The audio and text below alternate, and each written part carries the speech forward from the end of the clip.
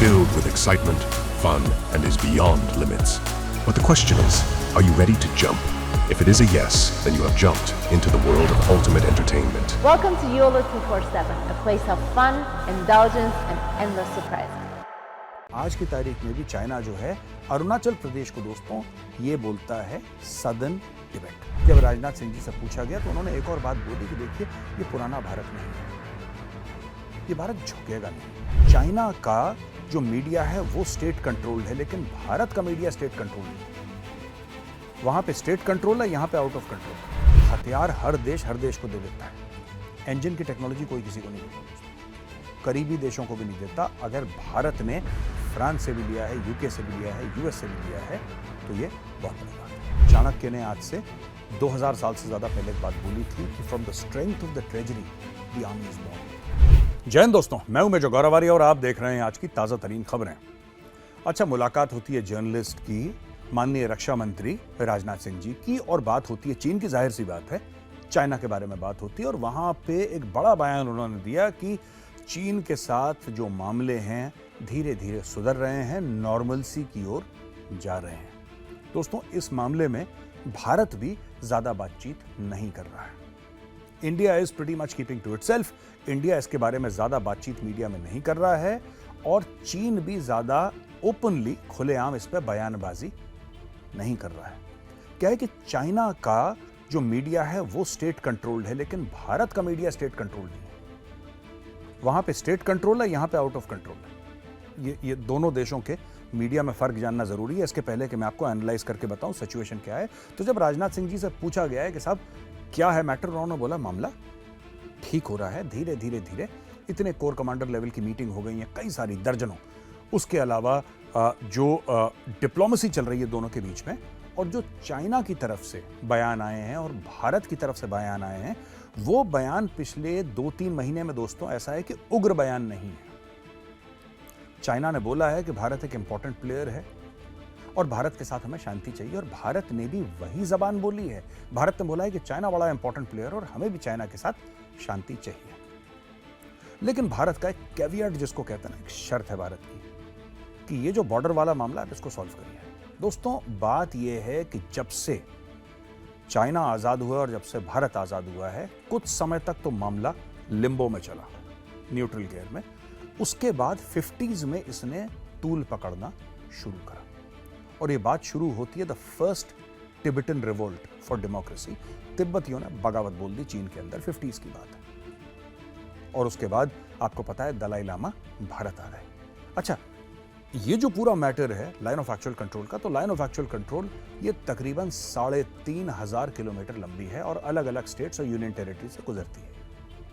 इतना आप लोगों को पता है, मैं कई बार आपको बता चुका हूं। और भारत ने कई बार चीन से ये बोला है कि आइए बैठिए, आप और हम बैठते हैं, मैप्स लेके बैठते हैं, जमीन पर सर्वे करते हैं और एक लाइन खींच देते हैं, और लाइन ऑफ एक्चुअल कंट्रोल को हम बना देते हैं एक इंटरनेशनल बॉर्डर। इंटरनेशनल बॉर्डर यानी कि यूएन रिकॉग्नाइज्ड हो जाएगा, हम दोनों साइन करेंगे, यूएन देखेगा उसको, कहानी खत्म। उसके बाद आपकी फौजें अपने काम पे लगे, हमारी फौजें अपने काम पे लगे।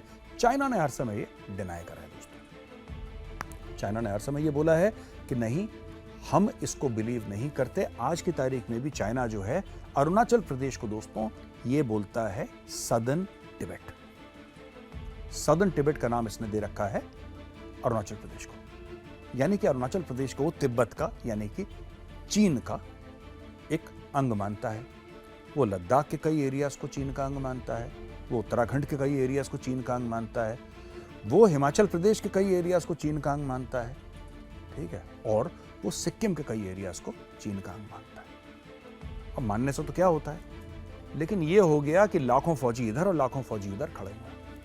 तो इस परिप्रेक्ष्य में, इस कॉन्टेक्स्ट में जब राजनाथ सिंह जी से पूछा गया तो उन्होंने एक और बात बोली कि देखिए ये पुराना भारत नहीं है, ये भारत झुकेगा नहीं।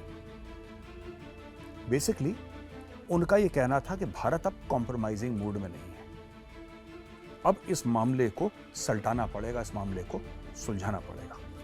तो दोस्तों, ये तो खबर थी जिस तरीके से राजनाथ सिंह जी ने जवाब दिया। एक और खबर है ये इंजन्स की, ये जी का इंजन है। एक तो जी का इंजन वो था जब मोदी जी गए थे यूएस, आपने देखा होगा जो बाइडेन के साथ वो फाइटर जेट्स के लिए बोला था कि साहब हम GE का इंजन देंगे, टेक्नोलॉजी ट्रांसफर, फिर उनके कांग्रेस ने बोला यस वील डू इट।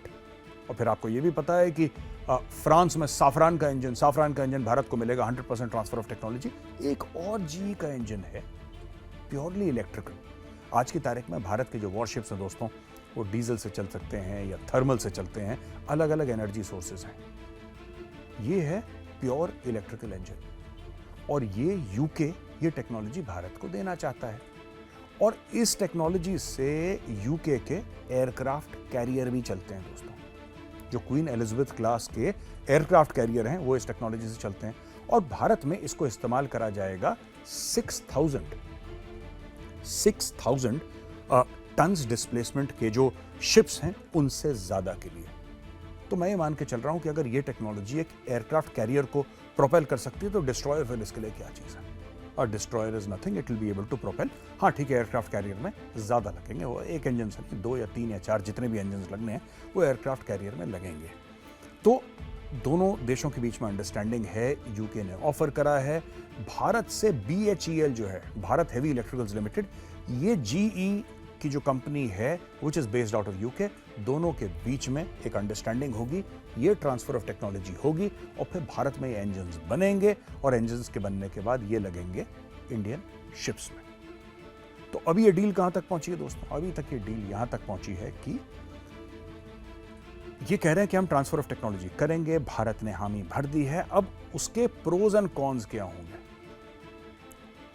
उस पूरे की स्टोरी क्या होगी, वो कैसे ट्रांसफर करा जाएगा, कैसे मैन्युफैक्चरिंग होगी, थोड़ा सा वक्त लगेगा दोस्तों। लेकिन मैं आपको बता दूं, इसको कहा गया है the holy grail of defence. जो इंजन्स की हम बात करते हैं ना, जब भी हम प्लेन के इंजन की बात करें या शिप के इंजन की बात करें, this is the holy ग्रेल।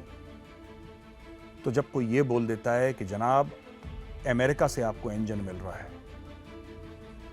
America से आपको GE का इंजन मिल रहा है फाइटर जेट्स के लिए, और ये वही इंजन है जो F-18 में लगता है, या फिर आपको कोई बोले कि साहब ये आप तेजस में लगा सकते हैं इंजन और complete TOT transfer of technology America आपको देगा, तो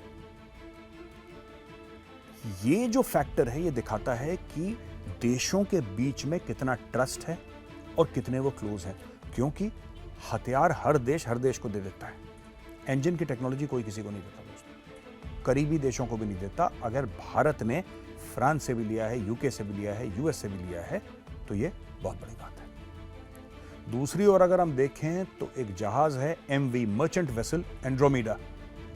एंड्रोमेडा को हूथियों अटैक कर दिया, उसके ऊपर हूथी टेररिस्ट ने उसके ऊपर अटैक कर दिया। उस शिप को बचाया इंडियन नेवी के शिप INS कोची ने। INS कोची एक डिस्ट्रॉयर है और INS कोची एक जबरदस्त शिप है। INS कोची एक नया जहाज है, लेटेस्ट उसके अंदर इक्विपमेंट है, ब्रह्मोस मिसाइल से लैस है, एयर डिफेंस इक्विपमेंट और वेपन्स और रडार से लैस है। इट्स लाइक अ फ्लोटिंग बैटलक्राफ्ट, और है भी वो फ्लोटिंग बैटलक्राफ्ट। तो इसने 22 हिंदुस्तानियों को बचाया, को 30 से ज्यादा उसके ऊपर क्रू था एंड्रोमेडा के ऊपर। इन सब को बचा के लेकर वापस आया है INS कोची दोस्तों। और ये हमें क्या दिखाता है? ये हमें ये दिखाता है कि ओवरऑल अगर हम देखें on the face of it, India की जो टोटल, जिसको हम कह सकते हैं कि इन्वेस्टमेंट है एंटी पायरेसी में या सी लेन्स को प्रोटेक्ट करने के लिए, काफी लोग मुझसे पूछते हैं कि इंडियन नेवी कर क्या रही है वहां पे, भारत पे तो अटैक हो नहीं रहा है, भारत पे तो अटैक हो नहीं रहा है, तो फिर इंडियन नेवी इतना इंटरेस्ट क्यों ले रही है कि इसके जहाज बचाओ, इसके बंदों को बचाओ? इंडिया क्या करना चाहता है? Does India want to play the global policeman? लोग मुझसे पूछते हैं मेजर साहब आप बताइए। तो आज मैं आपको ना थोड़ा सा शॉर्ट में समझाता हूं दोस्तों। ऐसा है कि इंडियन ओशन रीजन, और वो इंडियन ओशन है, हमारे देश के नाम पे एक ओशन है, right, and there is no other country जिसके नाम पे पूरा का पूरा ओशन हो। इंडियन ओशन इंडिया के नाम के ऊपर है। उसकी खास बात यह है, मैं बात कर रहा हूं इंडियन ओशन की, कि India has decided to become the net security provider. अगर आपकी इकोनॉमी सेफ नहीं है तो आपका नेशनल सिक्योरिटी सेफ नहीं है। चाणक्य ने आज से 2000 साल से ज्यादा पहले एक बात बोली थी कि from the strength of the treasury the army is born. From the strength of the treasury the army is born. तो आपकी नेशनल सिक्योरिटी जो है वो कॉम्प्रोमाइज़ हो जाती है, आपका ट्रेड, आपकी इकोनॉमी कॉम्प्रोमाइज़ हो जाती है।